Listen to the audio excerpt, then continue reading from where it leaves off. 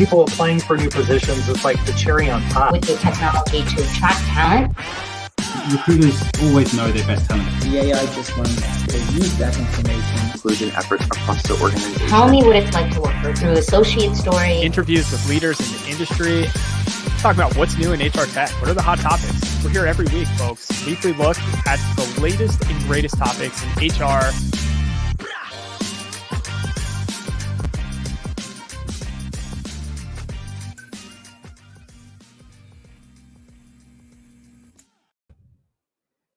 That's right, folks. I'm nodding my head over here. For all the longtime listeners, longtime viewers, that is a brand new intro video, and I'm loving it. I'm here for it. So shout out to Chris or Devin. I'll have to check to see who put that together, but we have two amazing new video producers on our team, and one of them produced that amazing little intro there. So welcome to Talent Experience Live. This is the greatest show on the internet. I dare you to find a better show at 12 p.m. Eastern on Thursdays. This is your weekly look at the latest and greatest topics in HR, interviews with leaders in the industry, and my personal favorite, what's new in HR tech. I'm your host, Tom Tate. I'm on the marketing team here at Phenom. If you're just joining us, we go live every Thursday at 12 p.m. Eastern. We're live on LinkedIn, YouTube, Facebook. Be sure to like, subscribe. If you're on YouTube, hit the little notification, the little bell, so you get notified. We want to make sure you never miss a beat. We love showing up. We love when you show up. So give me a shout in the comments. If you're in LinkedIn, let me know that you're here. I'd love to know who you are, where you're tuning in from. I always tell people I get to work for the internet, which is really exciting. I get to work with people all across the globe, which is super, super cool. So please let me know where you're tuning in from, who you are, what you do. Christina's tuning in. She says she noticed the new intro video. Patrizia is also saying, always makes me nod my head too. We got John Ryle saying, boom shakalaka. Is it the shoes from downtown?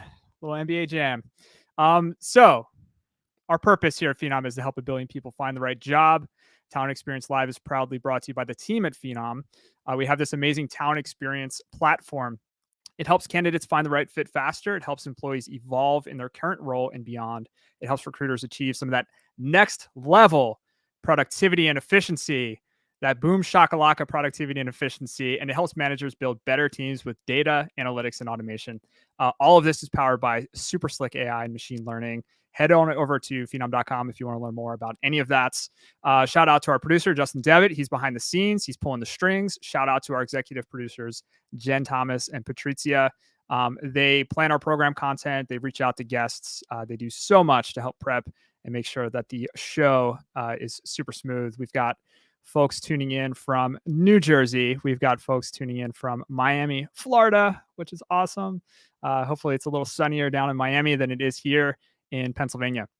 So normally I do an icebreaker question, right? I do an icebreaker question. What's your favorite holiday beverage? What is your favorites? We did favorite film one time. So usually it's like, what's your favorite, right? But today I'm going to do a different type of question. We're going to play a little trivia. So guess the average tenure for a job. This is all job types, all age groups. And we're going to do three of these, right? So guess the average tenure for a job in 2002, right? So plug that into the chat here. If you're in LinkedIn, how many years did the average employee stick with the job in 2002, 20 years ago? We'll see what kind of guesses come out. After that, I want you to guess the average tenure in 2012, so 10 years later. So why don't you put like 2012 dash what you think that is, right? Did it go up or down? And then I want you to guess 2020, right? So three eras, 2002, 2012, 2020. I want you to guess what the average tenure was. We've got, David tuning in saying 16 years. Oh, wow. That's bold, David. 16 years. We've got Bambi saying 8 years. Laura saying 18 years. We've got 9, 8, 10, 3, 9, 2012, 8. These are coming in so fast, I can't even keep up with them. I'm going to tell you what they are. And the answers might shock you. They might surprise you, right? In 2002, the average was 3.7 years. So 2002, 20 years ago, 3.7 years. In 2012, 4.6 years, right? So it went up slightly in that decade. And then in 2020, it was pretty steady, 4.1 years. So the average tenure for a job within that time frame, it hovered around 4 on average, right? Now, 2022 is going to be the moment of truth, right? The real reckoning. Because if the headlines are true, I anticipate this number is going to go down, right? In 2022, we'll start to see that drop down with the Great Resignation and all the conversations we've had over the past 2 years. The 2020 number, that data came out in January of 2020, right? 4.1 years. So we'll see what the impact has had as we start to see, and that should be coming out later this year. U.S. government puts out these numbers, so we'll find out this year. No doubt, all organizations are looking to improve this number, right? They're looking to improve their specific employee tenure. And we believe here at Phenom that the key to really improving that number is designing the optimal employee experience. At Phenom, we are 100% doubling down on employee experience. And I am so excited to share that earlier today, we announced the acquisition of Tandem Employee. Now, Tandem Employee is an innovative employee experience company based in Berlin, Germany.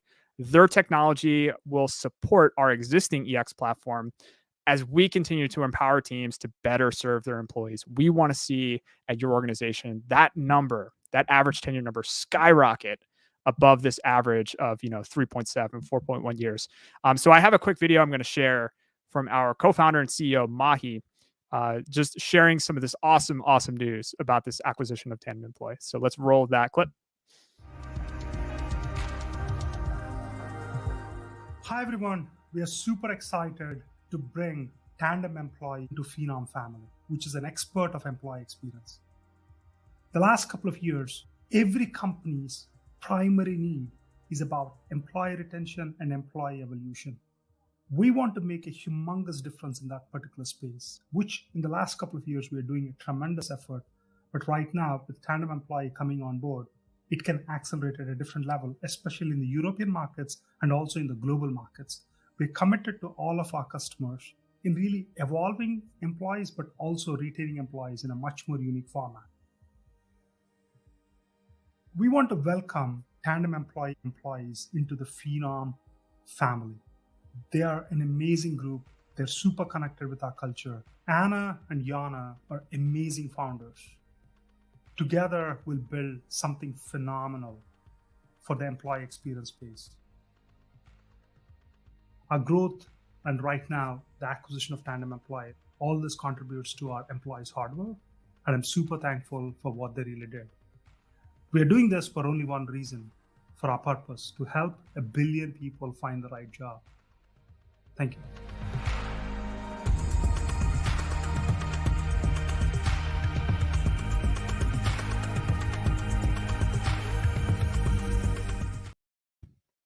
So excited about that news. And as I mentioned earlier, EX is incredibly critical.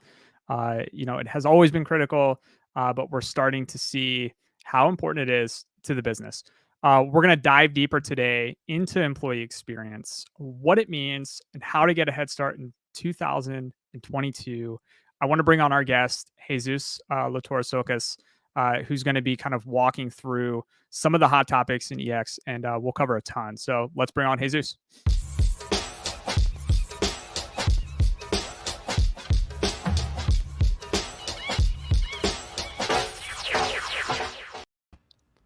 Jesus, welcome. Hey, Tom, what's going on? How are you? Hey, Jesus is a friend of the show. Is this your third, fourth, fifth? It's tough to, I don't know. I feel like track. I feel like I lose track, just like days, right? We lose track of all the days and all the times we're on this. I know time is a flat circle. Yeah. Jesus, I'm going to get you at least your 3 timers jacket, so you can start to wear that for future episodes. And we'll just put a different badge, each time. We'll keep adding up the times that you join us. For all of those who have not caught you on a previous episode, why don't you let us know who you are and what you do here at Phenom? Yeah, so my name is Jesus. I'm the lead product manager here at Phenom, focused on everything related to our employee experience. Jesus, you have fans in the chat, so we got to pop Right, this. I love it. Let's go, Jesus. And then we've got go. Christina with all these exclamation points here for Jesus. So you've got some fans in the chat. I love to see it. You've worked on a couple of different product lines, here at Phenom across your tenure. Why employee experience? That's kind of your lead product now. What has drawn you to that specific area? Yeah, it's a good question. I think the best answer I have is everyone's an employee, right? So the impact you can make in this space is tremendous. Everyone is an employee. At one point in their life, they use tools that help them succeed or find the right job, right? And I think that's really what draws me into this space. It's the impact we're bringing to these employees to stay or get promoted within organizations is tremendous. And that's really what any product manager wants to see out of their product, right? Is the impact, the association. And I think that's really what draws me into it. It's a really great field. And I'm building products that not only impact other people, but also myself, right? I'm an employee at Phenom, and some of the tools have helped me even in my career here. Yeah, and with so many changes that have happened over the past 2 years, the spotlight has really been shown on the employee experience. There's a really great survey that went out by Willis Towers Watson, WTW. They surveyed a total of 1,550 employers representing 9.45 million employees around the world. So this is a pretty substantial set. It's a pretty substantial group. And what they found was that more than 9 in 10 employers, 92%, indicated that enhancing the EX will be a priority over the next 3 years. Before the pandemic, only 52% had said that. So it went from 52% of employers were ready, to say, yeah, employee experience sounds good. We'll enhance that to 92%. So, in your opinion, and as you've been observing the space and kind of working alongside a lot of the organizations that use Phenom's product, why do you think EX is so critical right now? I think there's a number of things, and I think we got to talk about the workforce too. The generational workforce that's overtaking the market are looking for things that weren't necessarily important a couple of years ago, right? And a lot of those things are, what can I learn here? How can I be better as a professional, as an individual? What can I do in this organization to raise myself up? And it all starts with understanding, what am I here to learn? What am I here to do? How is that going to impact my experiences? But also, what are my plans? Like, what if I plan on staying here for 4 or 5, 10, 20 years? What is my trajectory? Where can I go in the organization? And I think that's the critical piece that every worker we've talked with is looking for, is understanding what they can do and how they can get there. And I think that's what's making EX such a popular topic. And I think one of the things that we've always kind of joked around with is that this isn't necessarily a CHRO problem, right? It's more of a CXO problem, an experience creator problem. How do you create the experiences to for employees to understand your culture, but also stick with you for the long haul? And I think the other topic here is tenure shortage. I think everyone's probably felt it at some shape or form within the last year or so. The Great Resignation is a thing. People are jumping around companies because they see trajectory somewhere else, or they see better ways to improve their experiences or their career trajectory somewhere else. I think exposing a lot of those tools to your employees has become a really hot topic.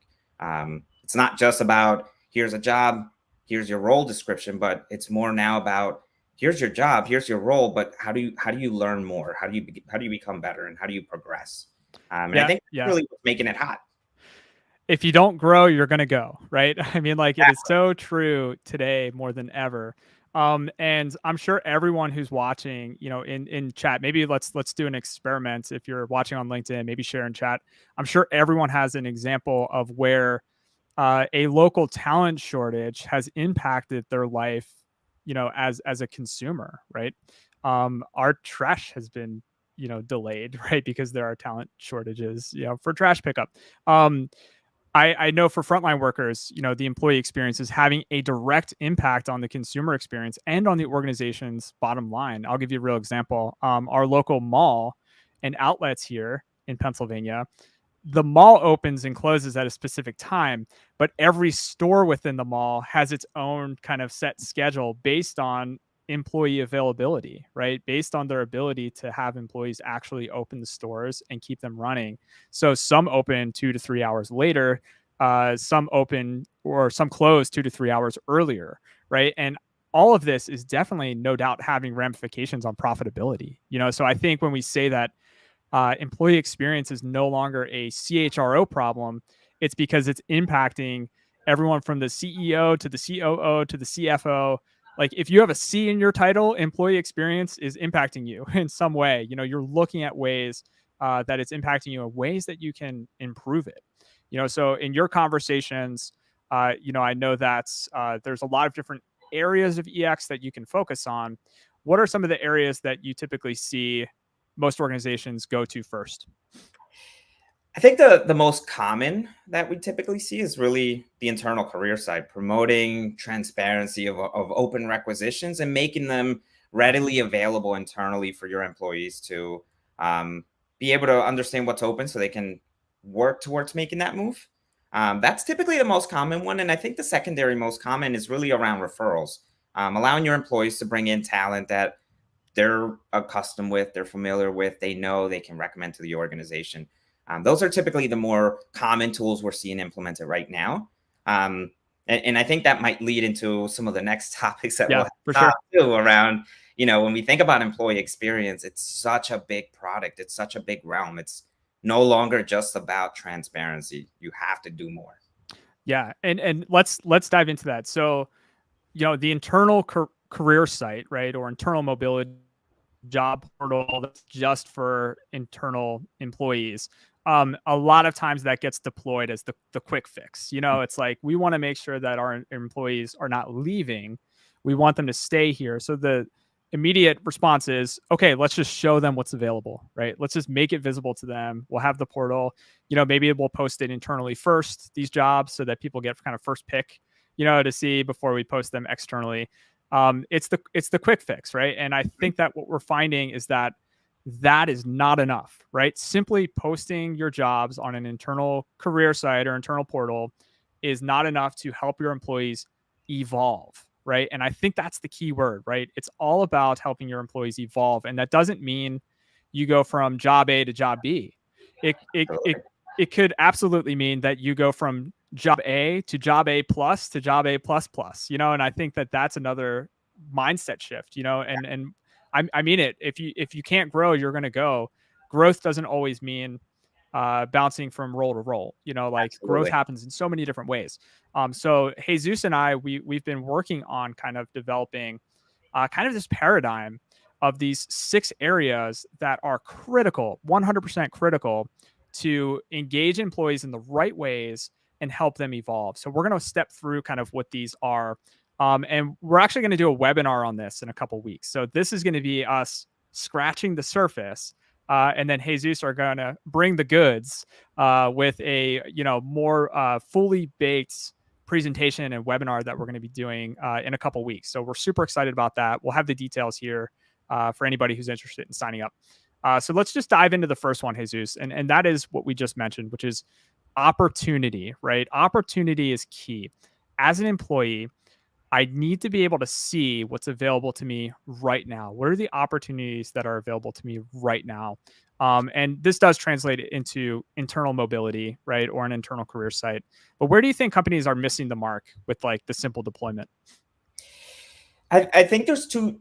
I'd call 2 areas. I think the first one is transparency and opportunity is great. But when someone applies to a job and they don't get that job internally, it really gets their wheels turning. Like, okay, so where am I lacking? Why didn't I get this job?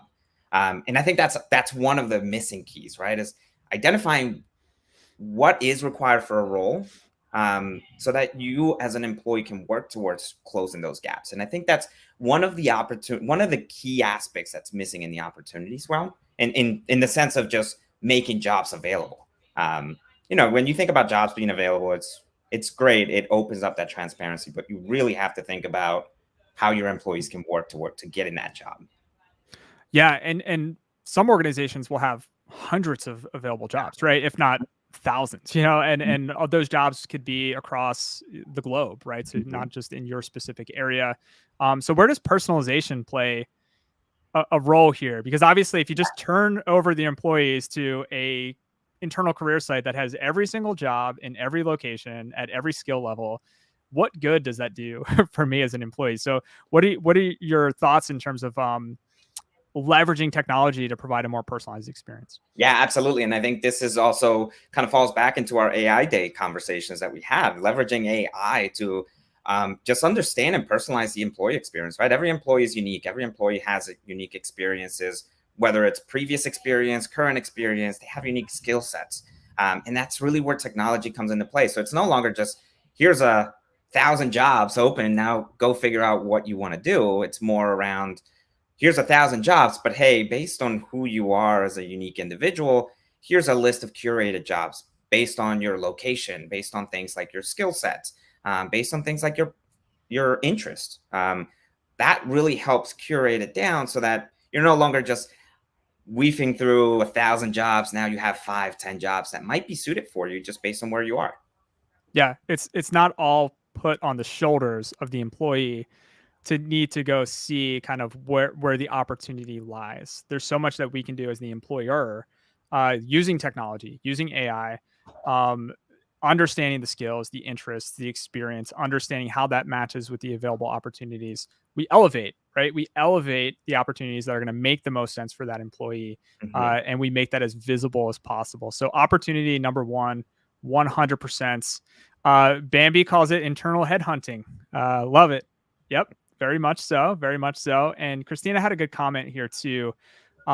She said exactly, Jesus, tell that employee what they can do and learn so they will get the job after 1 year, for example, or at a future time, so it's not just giving them the visibility that, your application went through, you didn't get the job, but it's giving them a more context, more understanding. And that ties in with number two, right? So number one was opportunity. Number two is trajectory, right? And I think Christina's on to this, right? It's giving them not just a view of what's available right now, but giving people a view of what their future looks like. So as an employee, I can see what my future looks like. And this translates into career pathing, as a very functional means to do that. But to Christina's point, a lot of it is just making sure that you have a good sense of what the path looks like, what the progress looks like. If you didn't get the job today, if it wasn't the right opportunity today, we're not saying not ever. We're just saying not now, but these are the steps, right? And where do you think companies are kind of missing the mark with trajectory, with being able to provide that for employees? Before I answer that one, I want to also take one step back to that earlier statement. I think when we think about trajectory, I think from my experiences, a lot of organizations tend to think about the linear trajectory, right? So I'm a product manager. What else is left for me in product management? But employees don't think about trajectory that way. They think about opportunities, whether that's a career shift or even just sticking within product. And I think to your point, that's when we think about trajectory, is making all possible moves available to them and so they can kind of create their own journey. If product management is in the way, or sales is in the way, maybe they can move somewhere else. We've seen that even here internally in Phenom. We've seen some of our sales team move into HR or move into project management or even backdoor and development. Like, that's what we think about when we think about trajectory, and that leads into career pathing. And I think where a lot of organizations need to move to is understanding that data matters for this, right? Understanding your organization through and through, understanding where your people can move to and how they can get there, whether there's limitations because of education or certification, or understanding limitations, of course, right? An entry-level employee will never, I shouldn't say never, but at least not right away, to your point, Tom, be a CEO in your organization. So adding those restrictions early on and just making your employees aware, hey, this is what our career architecture looks like. This is what your trajectory could look like. I I think that's the missing part. A lot of organizations have this data, but it's in like 10 different systems. How do you connect all of the different data elements into an experience that is clear, concise for your employees? I think that's really the big piece of trajectory that has to be solved for. Yeah, I think this is going to be one of the top challenges that organizations are trying to solve for in 2022 and beyond. And I think it's going to require a very unique partnership between the HR org, the IT org, right? Because we know our HR IT folks, they need to have a seat at this table, right? And the unified platforms, like a Phenom, who's able to help the organization along with HR IT understand the massive amounts of data that you have at your fingertips, bring it all together, make sense of it, and turn that into an experience that's really driving employee engagement and evolution. David Mortimer is also kind of a testament for internal headhunting, saying internal headhunting works. I was internally headhunted late last year. Awesome, David. I hope that's been an amazing opportunity for you. It also proves the point that you need to have everything in a unified system, right? Because if you have all of your employees in a system where we're understanding their skills, their experience, their interests, their career paths, where they want to go, if you have that in the same system as where your recruiters are actively working, your CRM, it just enables everyone to be working towards the same goal, right? And we're elevating those top employees based on where they want to go and where they should go. One question I'd also had about career pathing and kind of understanding what the future looks like is, I'm assuming you've seen surprises, like an organization might have thought that like, okay, this is to your point, this is the linear path, but once you actually start to dive into the data, it's like, oh, wow, this role doesn't always evolve into role A and role B. Here's a surprise. We see a lot of these folks going into role C. Have you seen that in your kind of travels? Absolutely. Yeah. I've seen a little bit of two things. I've seen that exact scenario, but I've also seen the scenario of just employees coming out and saying, hey, I didn't even know I could move into these roles. I didn't even know I was qualified. I think we've seen those levels of surprises, both from the employer side, but also from the employee side, which is really interesting because that's the goal of employee experience, is making that opportunity and trajectory connected in a single system. Yeah.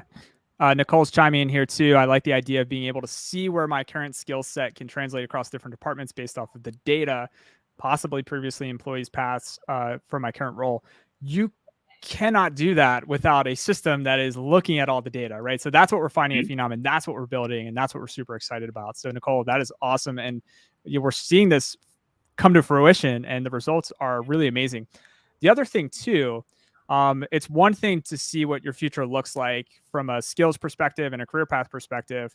One thing that the pandemic has changed, and this goes back to personalization. People are location dependent or independent these days, right? So the physical bounds that have kept people on a specific career path are starting to break down. So as organizations that were not remote start to go to hybrid or fully remote, as it becomes easier to work from home, you might be able to flag and say, yeah, I'm interested in relocating. Yeah, I'm interested in remote jobs, right? And then all of a sudden, you might have had a handful of jobs available to you pre-pandemic. Now you have a whole host of jobs available to you post-pandemic, because that's the direction that your life is taking you, right? And I think that that's been an interesting change that has been impacting employee experience as well. Jesus, we're going to jump into the next one. So we're understanding the changes, right? We're understanding that we're moving towards opportunity. We're moving towards visibility of your trajectory. But even Christina brought this up. I didn't get the job. I didn't get the job because I didn't have the right experience or I didn't have the right skills. Okay, what now? Like, what next, right? And I think that this is the next piece, number 3 in the paradigm, is experience. I need to know that I can get the real world skills I need to progress. I need to know that even though I can't get the job that's going to give me the skills, I need to know that I have opportunity to at least get those skills somewhere within the org at some point. And this is where we've seen, Jesus, the internal gig marketplace, and introducing gigs and introducing projects and opportunities. There's half a dozen different ways you can call it, like whether you want to call it projects, short-term gigs. But once you introduce this, you're giving folks the opportunity. Is that how you're seeing gigs being leveraged? Yeah, Absolutely. at organizations.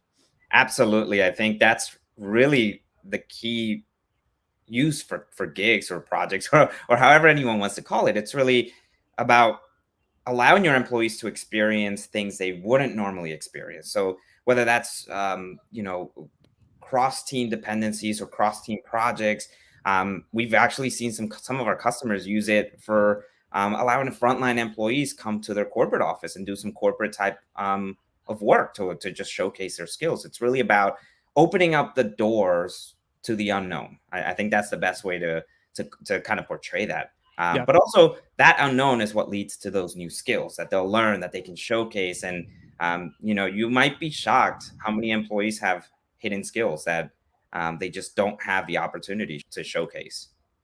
And you're mitigating risk, right? You're mitigating risk for both the employee and the employer. And I think that that's incredibly important. I think it's no longer, Jesus, we're going to take a chance on you. Like that was the old way, right? It's like you have 60% of the skills that we're looking for here. You have 0 years experience doing the job we want you to do. But Jesus, we like you. You're a great guy. We're going to take a chance on you.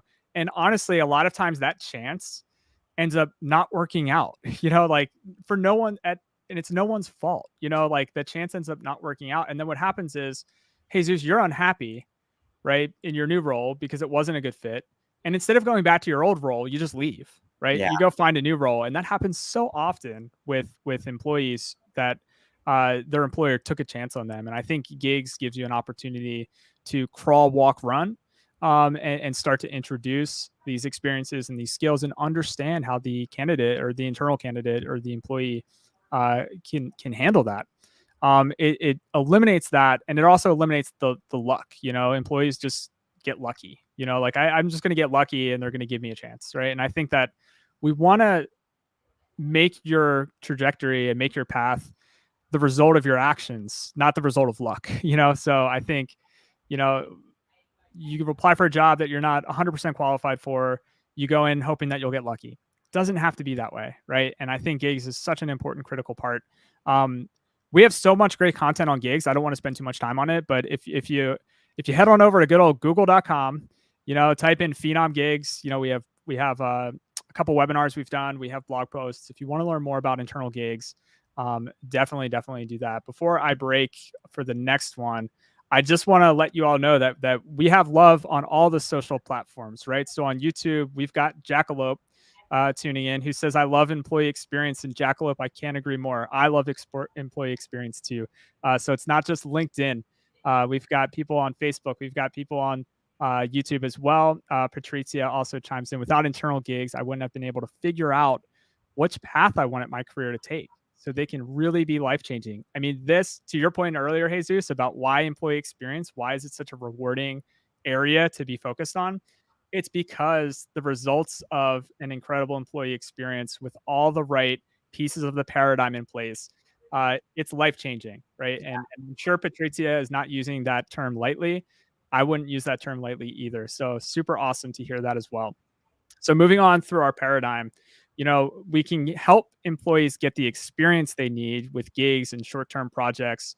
But how can we help people get the actual training and development and knowledge that they need? It's much different than just experience, right? And I think this also speaks to something I mentioned earlier, which is it's not always about going from job A to job B. It's about going from job A to job A plus to job A plus plus, right? And I think it's all about leveling up.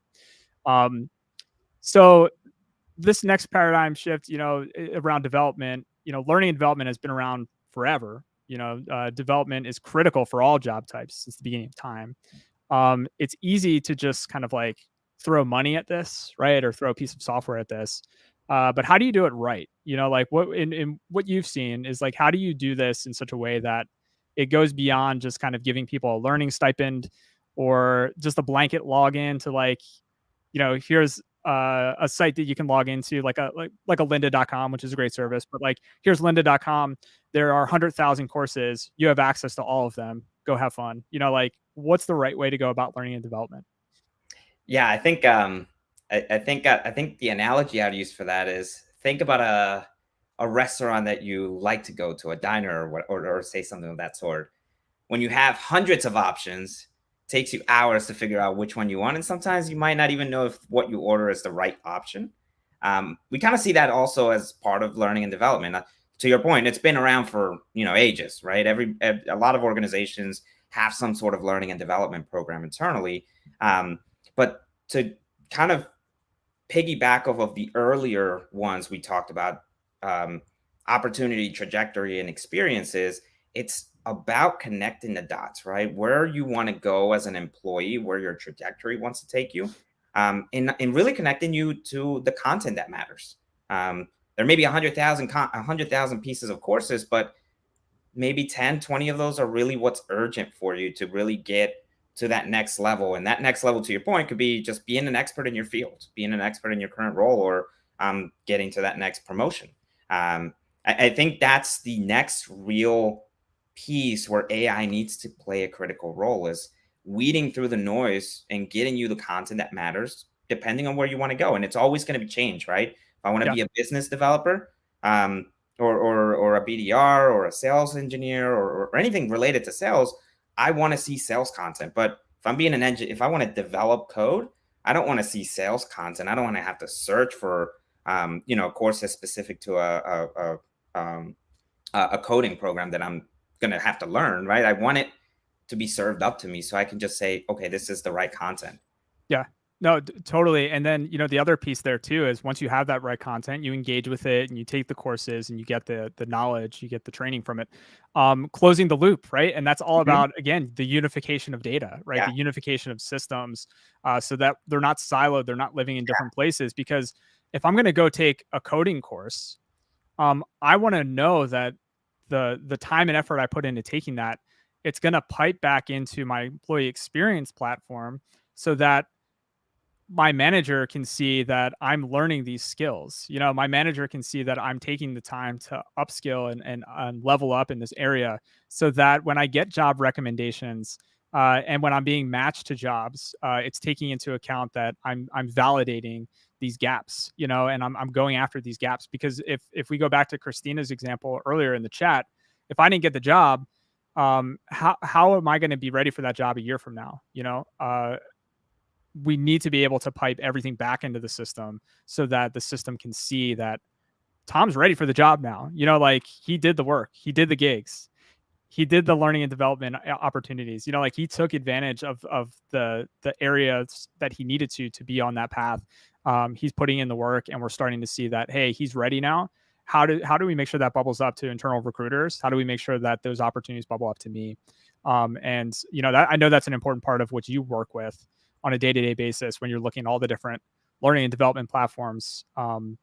Because it's not that you have to get rid of your learning and development platform, and buy an all-in-one solution. It's just that you have to make sure that everything's talking together, and I know that you see that every day. Awesome. We have a great segue into the next one from Tony B. So Tony B said, when an employee has access to gain skills and network cross-functionally, you don't feel like just a cog in the wheel. You have an opportunity to step out of the box, own your future, and feel like a real stakeholder.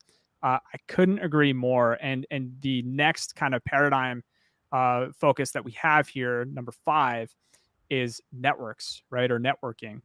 I personally can engage with my peers in my organization for support and for additional opportunities. So, Jesus, we're living in such an odd time, right? I'm pro mask, but I won't deny the fact that something is lost when you can't see someone's face all day. So for a lot of frontline workers and for a lot of folks who are working face to face, wearing a mask all day, the connection isn't there, that it used to be, smiling, laughing, like all those things, you just don't, it's just not the same. Right. And I know for knowledge workers like you and I, we are Zoom fatigued. I mean, like I can count on the amount of times, I've seen you face to face, Jesus, on 2 hands. It's really not that many, right? But we've engaged with each other 500 times now, but it's all through video, it's all through Zoom. And I'm an introvert, believe it or not. I'm really comfortable working from home, but it's really hard to really build those connections, face-to-face connections in a virtual world. And I know I'm not alone there. And different generations are going to want to network in different ways. So there's a lot of differences there. But we know that organizations, if they're not facilitating this, right, if they're not doing what Tony's suggesting, right, which is giving people an opportunity to network cross-functionally outside of your immediate business unit, they're not providing the full employee experience, right? So what are some of the areas that you've seen really work well with giving employees that opportunity to network? Yeah, I think there's a couple of areas that we've been working through on the employee experience too that kind of really helps people connect with one another in a fashion that's safe, secure, remote if needed. But I think the other part to that is when people don't know who to connect with, how do they actually find someone to connect with? Especially for those companies that are now remote first. It's definitely a challenging task for someone brand new coming in. In an organization with 50, 100 employees, it might be a little bit easier. But when you start talking about the thousands, 20,000, 50,000, 100,000, how do you find somebody that you can partner with, that you can work with, or just even somebody that gives you the rundown of the company, the rundown of who to talk to when you need help? And I think that's really the critical part about networking. It's connecting those people together. So some of the key areas that I've seen this be successful in is things like employee resource groups. This is a great initiative to just create a program that your employees can connect with other interested parties. I think mentoring is a great tool as well. And I don't want to call mentoring as the typical journey of a mentor where I'm connecting with an individual that can coach me in my career. But I think we think of mentoring as more than just that, right? It doesn't just have to be about coaching you in your career or your lifestyle. It could be as easy as a quick onboarding buddy kind of mentor, somebody that can coach you on the culture, somebody that can coach you on who to talk to when you need help, or how the processes in your organization work. I think that's another great tool. But ultimately also employee search, right? Understanding employees in the organization based on departments or based on their job titles or based on in someone that actually hosts or holds the title of a new role or a new trajectory you're looking for, that you can just have a coffee break with, have a conversation. Hey, what do you like about what you do today? Like, making that connection seamless in a single platform is critical because, most organizations use Slack, but when you have Slack and you have 50,000 employees, how do you find Right. the right person to connect with? Yeah, Qualtrics put out a really good kind of predictions post, for employee experience updates in 2022, things that people will focus on. And one of theirs was employee well-being will become business critical. I thought that was really, really well put statement. Employee well-being will become business critical. And I think about, when I was getting into tech pre-pandemic, this is a long time ago, it was all about your free lunches and your foosball table. Like that was how you connected with your peers. Which was great if you like to eat and you were kind of an extrovert who liked to play foosball, right? But I think now, we're looking for other ways to connect, right? And other ways to feel a part of, to Tony's point, not be a cog in the wheel, right? One of my favorite changes that have happened over the past 2 years, D&I really became DE&I, right? Diversity, equity, and inclusion. We've noticed that change. And now what we're seeing, what I'm seeing at least, is it's starting to go an additional layer deeper with DEIB. They're including belonging, right? And I think belonging is such a critical component that can be facilitated in the employee experience, right? And I think that ERGs, employee resource groups, creating the virtual water coolers for people to really connect is super critical, right? So I'm glad to hear that you're seeing this on the front lines, and I hope that we continue to see innovative products. Speaking of innovative products, I know you've looked at Tandem Employee's product suite, right? So I mentioned at the top of the show, if you missed it, Phenom acquired Tandem Employee, which is an innovative employee experience company. That announcement was made today, so we're fresh off the announcement They have a feature that I just absolutely loved, which was called lunch dates, right? Like they have a feature, okay? They have a software feature called lunch dates, right? So you can match peers, you can match colleagues for lunch or coffee dates, using AI, based on criteria. Like, and I just absolutely loved that. It's not about finding your mentor, which can be a big thing, like a daunting thing. You're establishing like a really long relationship, where it's going to be mutually beneficial. It's not about connecting with, fellow marketers. It's just about having lunch or coffee. And sometimes it's that simple, right? And as employers, using technology, we can facilitate that. So I love this idea I love this idea. David even mentions here, networking is massive, but needs to be done in a connective way, so that new team members can connect the dots. Oh, I totally agree, right? And I think that that ties in really nicely, David, to our final kind of paradigm item here, which is connections, right? So it's one thing to network and be a part of the group. It's another thing to really establish meaningful one-on-one connections, right? And Jesus, you tease this out with mentoring, right? And I think we've seen this play out as we've rolled out mentoring and we've engaged with our customers, but mentoring is not always me as the marketer linking up with the VP of marketing. Like sometimes it can be cross-functional, sometimes it can be reverse mentoring, which is a really cool concept. So what are some areas that you're really excited about with mentoring, in terms of the way technology can augment it as well? I think the biggest part I'm most excited for is really kind of going back to an earlier statement that we talked about on the developing and the experiences. Is meeting you where you are. What are you interested in? To your point, are you interested in just a lunch date? Or are there others that are interested in the same? It's really connecting those unique individuals that have those similar ideas, similar preferences. And I think from a mentoring perspective, if we look back at the trajectory conversation, it's about meeting where you want to be. If you do want to become an expert in your current field, are there other experts that have been in that current role for a number of years? Are they more tenure that they can be your coach? Or if you're looking to do cross department moves, who from another department can really meet with you and start coaching you on the ways of marketing or sales or development, whatever. I think that's really the next big leap for technology is making those connections in a meaningful way that removes the need of somebody having to, hey, who can coach me on these things, right? Again, Yeah. making it transparent that, hey, these are people that are willing to coach new employees, coach you on this role, or to your point, have a lunch date, right? Yep. And that lunch date could evolve into that Exactly mentoring relationship. You never know, and I think just being able to open up the pathways allows us to plant the seed and let that kind of grow.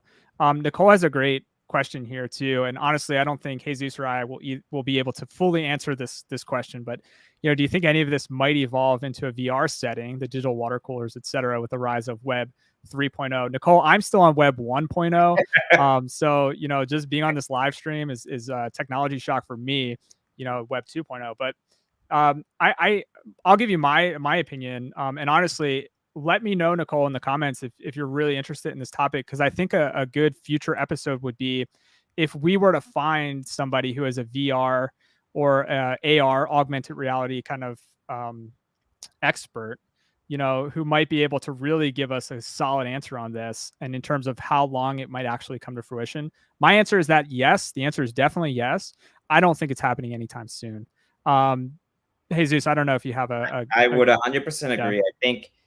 I think this is going to be something hopefully we'll see in our lifetime, but I think it's a really cool idea.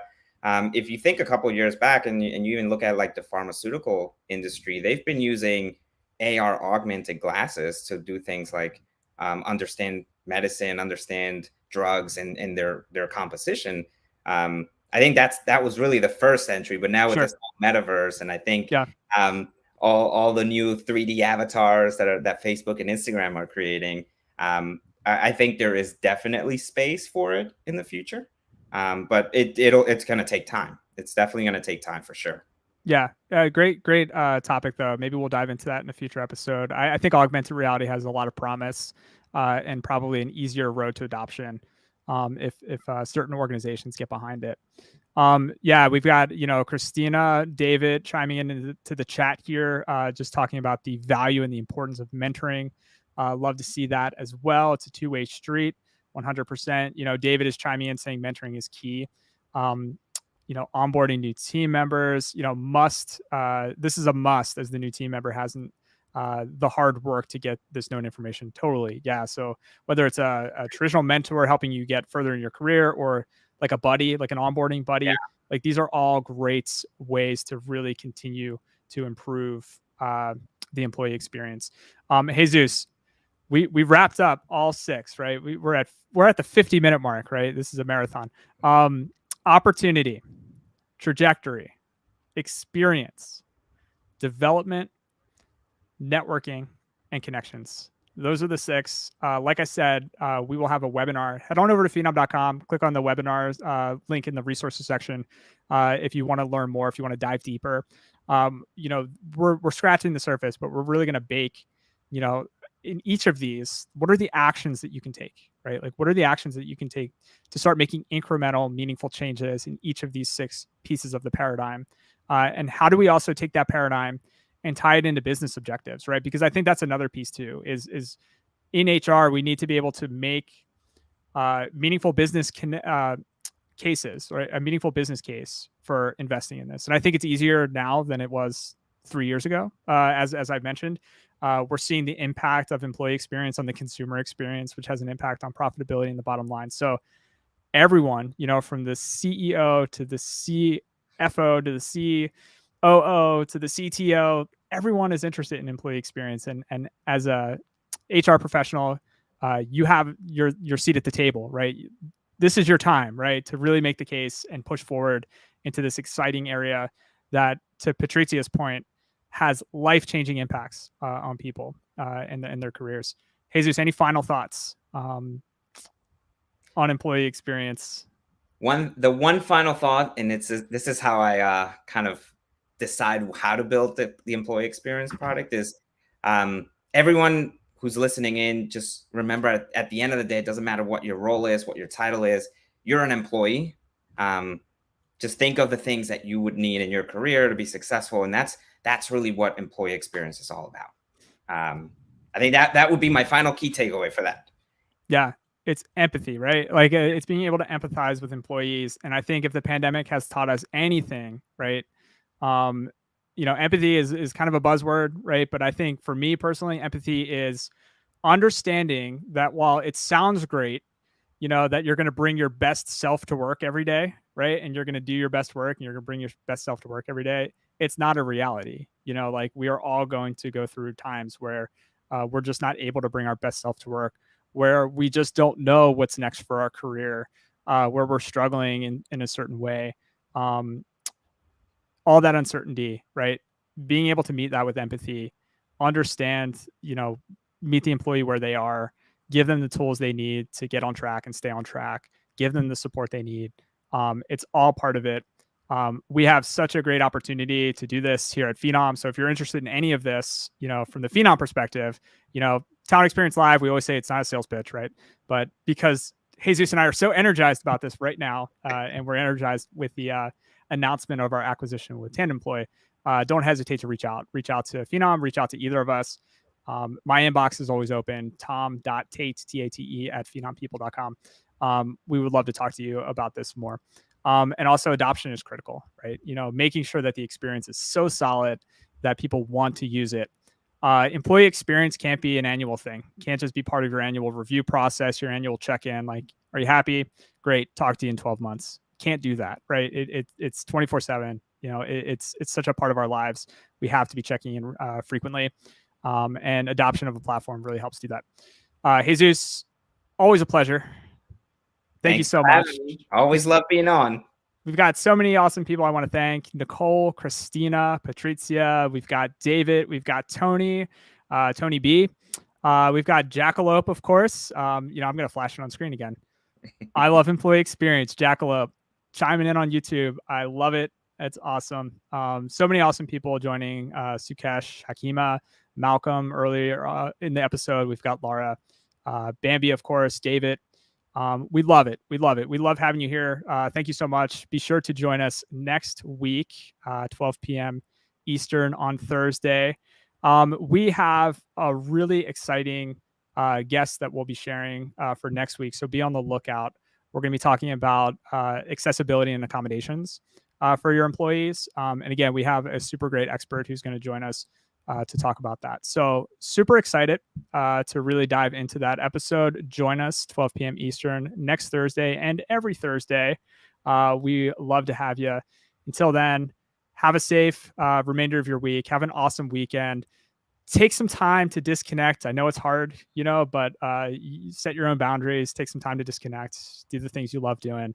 And we will catch up with you next week.